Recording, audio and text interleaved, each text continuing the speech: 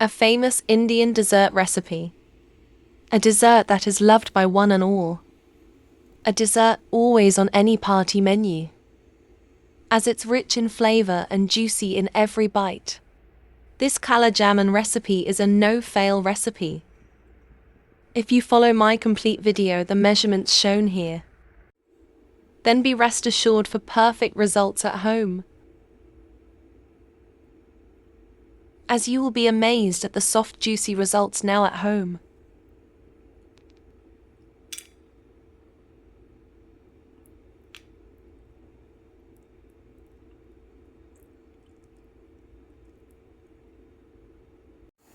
So let me show you all these steps that will give you the perfect results, from the temperature of frying these to making the sugar syrup for it.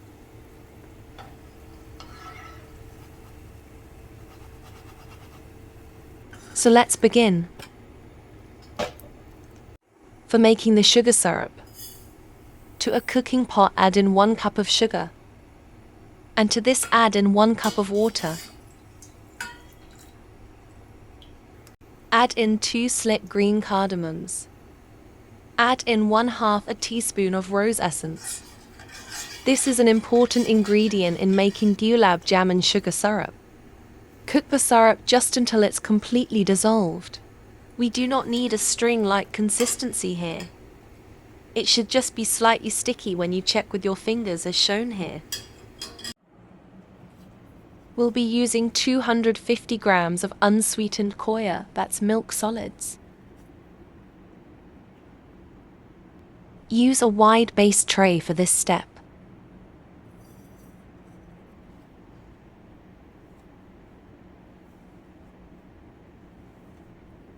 Using your palm, press down the khoya against the tray. This is a very important technique to be followed when you make jamun, as it helps get a completely soft and a lump-free khoya. Continue doing this step for 6 to 7 minutes.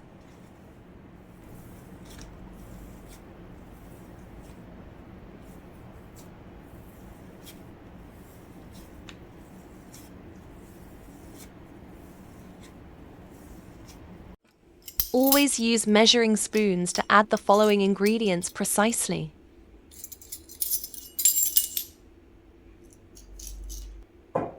Add in 1 teaspoon of sugar. Add in 1/4 teaspoon of baking powder.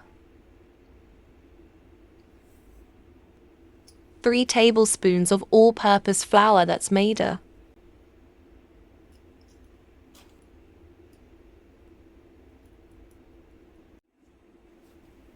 Give all these ingredients a good mix.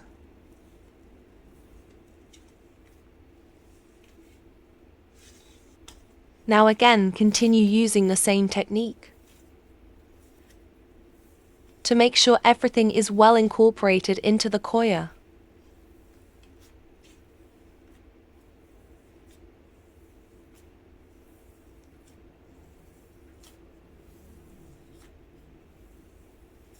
Once it's smooth and a well-combined mixture, try to see if you can give them a shape easily. Cover the dough and keep it for 10 minutes.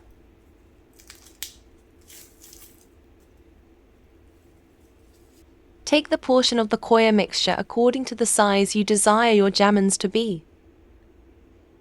I have taken small portions as I wanted to make bite-sized jamuns. Make perfect small crack-free jamun khoya balls.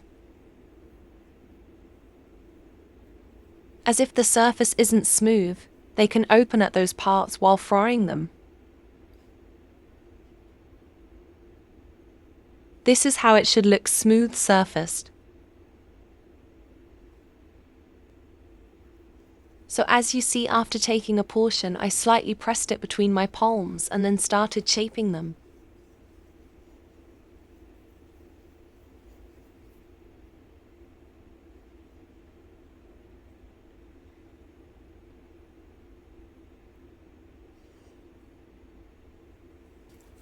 Make them in batches and fry as the remaining ones can dry out.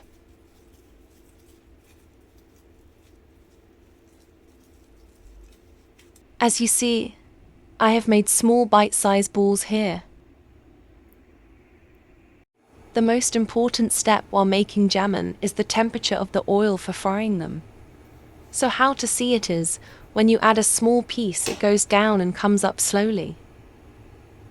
The temperature for frying these shouldn't be too hot, as if it's too hot they turn brown from the outside, leaving the center part uncooked. Using a spoon, carefully keep stirring them, as they can get stuck to the base of the pot. As you see, they gradually start coming up and slightly increase in size too. Make sure the flame is medium to low while frying these.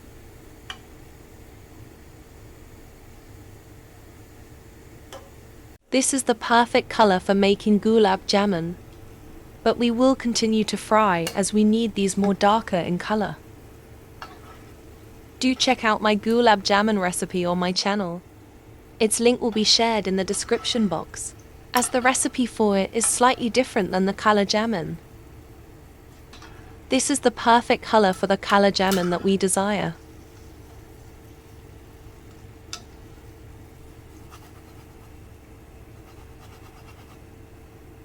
Quickly add them in the warm sugar syrup.